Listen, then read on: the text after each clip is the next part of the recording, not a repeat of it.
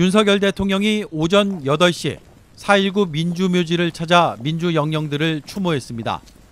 헌화와 분향을 마친 뒤 묵념을 올리는 것으로 참배를 마쳤습니다. 4.19 기념탑 참배에는 국가보훈부 장관과 국가안보실장, 대통령 비서실장 등이 함께했습니다. 윤 대통령은 혁명으로 지켜낸 자유민주주의를 더욱 발전시켜 나가겠다고 밝혔다고 대통령실은 전했습니다. 하지만 오전 10시 공식 기념식에는 참석하지 않았습니다. 당선인 때와 지난해 2년 연속 참석한 것과는 다른 행보입니다. 이에 대해 조국 대표는 10시에 무엇을 하기에 헌법도 기리고 있는 명예로운 날에 공식 기념식에 참석하지 않고 8시 몇몇 관계자를 대동하고 조조 참배를 하는가라고 물었습니다. 이어 그렇게 야당 지도자들을 만나기 싫은가라며 오늘 첫 악수가 무산되어 아쉽다고 꼬집었습니다. 오늘 윤 대통령의 기념탑 참배는 지난 총선 이후 첫 외부 일정이었습니다. 대통령이 총선에 관해서 정치적 책임은 있지만 직접 무슨 선대위원장을 맡아서 지휘했던 선거는 아니고 또 대통령 스스로도 총선 이 대패가 자기 책임이 아니라고 생각하시잖아요. 뭐 그건 알 수 그렇게 없으나 그렇게 생각하시는 것 같아요. 그래요. 네. 뭘 이렇게 만나는 거를 좀 꺼려할지 좀 이해가 안 되고. 그러니까 윤 대통령이 보면 이런 장면을 보면 그 이상한 선민 의식이 있는 것 같아요. 선민 의식이요? 네. 그러니까 나는 뭐 야당 대표들이나 기성 정치인들하고 좀 다른 사람이다. 물론 대통령은 달라요, 레벨이.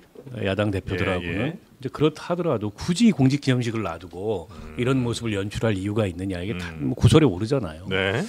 근데 그 선민 의식을 남들은 별로 선민이라고 인정하지 않고 결과적으로는 정치적으로 굉장히 고립되는 건데 저는 좀 스타일을 바꾸셔야 된다. 이제는 소통하고 협력하는 게 선택이 아니고 필수가 돼버렸어요. 이게 압도적인 여소야 돼 환경에서 임기를 끝까지 맞춰야 되는데 대화하지 않고 소통하지 않고 국정운영 못합니다. 그런데다가 정치적으로 리스크가 굉장히 큰 뭐 특검들이 줄지어 있잖아요. 이 상황을 풀어나가려면 이 대통령이 지금까지의 좀 뭐 스타일 좀 바꾸셔야죠. 이렇게 해가지고 국정운영 어떻게 하겠습니까? 반대로 생각하면 지금까지 한 것처럼 또 할 수 있는 거 아니냐는 생각. 혹은 그렇게 특검 이런 거 막 야당이 지금 얘기하고 있는데 지금 윤 대통령이 조금 바꾼다고 해서 그런 특검 같은 거 안 할 거냐? 그것도 아닐 거 아니에요. 그럼 그냥 지금 가는 대로 간다 이렇게 생각할 수도 있잖아요. 이제 국민들이 지켜보고 국민들이 평가하잖아요.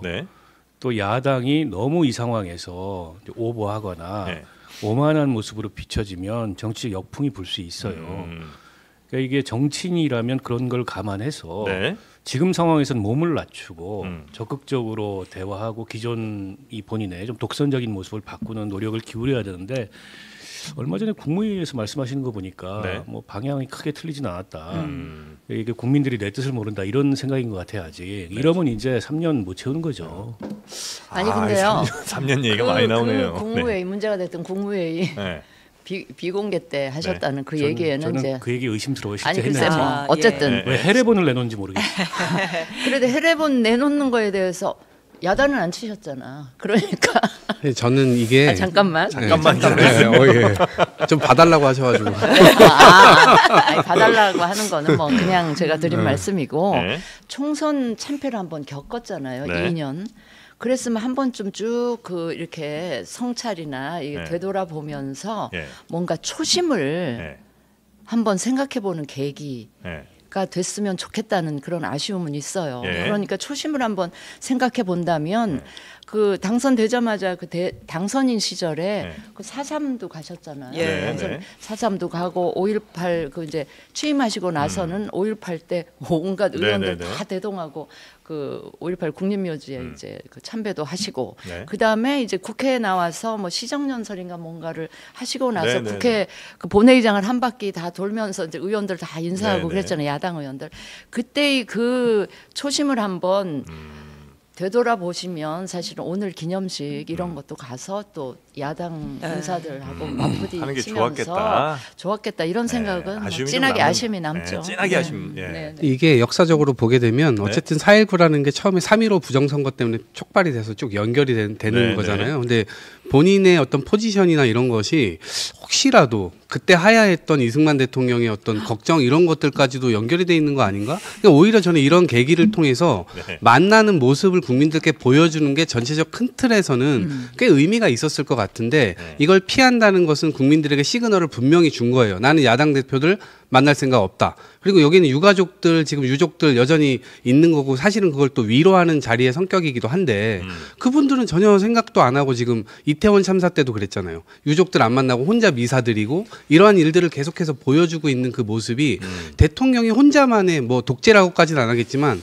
독선적 모습이 점점 강화되는 모습으로 오히려 선거가 끝났음에도 불구하고 네. 대통령이 자기의 뜻을 굽히지 않는다라고 하는 의미가 국민들께는 굉장히 이게 안 좋은 시그널로 비춰지게 될 거예요. 오늘 아침 일찍 여기를 갔다 왔다는 거는 오히려 야당과의 대화 혹은 뭐 지난 총선에 대한 결과를 보고 좀 뭔가 바뀐다 이게 아니라 오히려 더 강하게 지금까지 간 것처럼 갈 거라는 말씀이신 거예요? 그렇습니다. 지금 인사 문제 나오는 것들도 저는 그러한 것의 일환이라고 보고 네. 그러한 측면에서 야 이거 정말 기대를 해 봐야 되나? 이런 거에 대한 좀 회의감이 듭니다.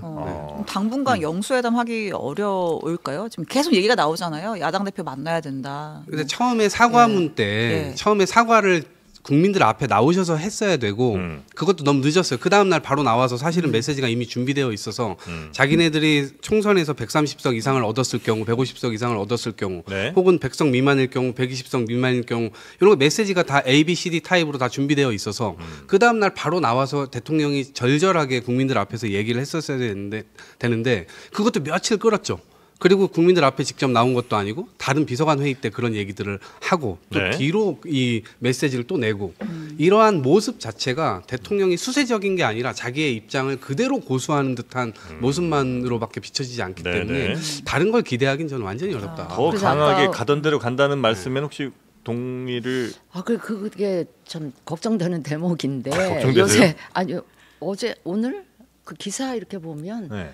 그 대통령께서 전화를 여당 당선자들한테 예. 하시면서 네네네. 또 그 얘기를 하신다는 거 아닙니까? 국정 방향은 옳다, 네. 옳다고 생각한다. 그래서 걱정인데 그 왜 공개 파트 모두 국무회의 공개 네. 파트 모두 발언 중에 왜 그 소통 얘기하면서 야당과의 소통이라고 얘기를 안 하셨어요. 예. 야당이라는 표현을 안 쓰고 국회와의 예, 소통이라고 예. 얘기하는 거가 저는 딱 그게 자꾸 기억이 나면서 그러면 여당 지도부가 구성되기 전까지는 네. 야당 대표와의 1대1 만남, 소위 말하는 영수회담. 예. 그거는 염두에 안 두고 계신 거 아닌가 싶어서 네. 저는 저 개인적으로는 여당 지도부는 안 만나더라도 그게 네. 지도부가 지금 만들어지기까지는 굉장히 시간이 지금 걸리게 생긴 상황이잖아요. 그러니까 일단 그 야당 대표는 만나서 네. 뭐 해야 그 되는데. 겉으로나마 예. 인사 관련한 것 뭐 이렇게 좀 추천도 받으시고 그렇게 하셔야 되는 거 아닌가 싶었는데 그날 그 국무회의 얘기 들으면서 그 대목이 되게 걸렸었거든요. 그런데 이제 오늘 이 4.19 이 기념식에도 안 오시고 오시긴 했지만 시차를 두고 오신 이런 상황에 대해서 아니 구태여 왜 이런 일을 가지고 이거는 그냥 늘 사람들이 해왔던 대로 하면 되는데 이걸 이렇게 하면서 이게 또다시 오히려 얘기거리가 튀죠. 예. 얘기거리를 더 예. 추가해서 만들고 하는 게 네. 참 안타까워요. 그러니까